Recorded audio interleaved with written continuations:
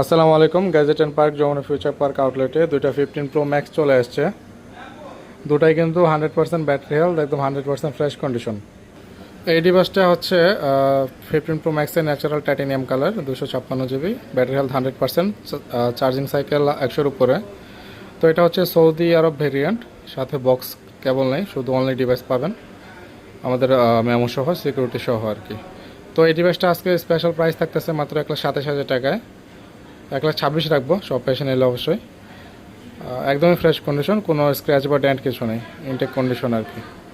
আর এই ডিভাইসটা হচ্ছে বক্স সহ, এটা হচ্ছে 256 ন্যাচারাল টাইটেনিয়াম 100 ব্যাটারি।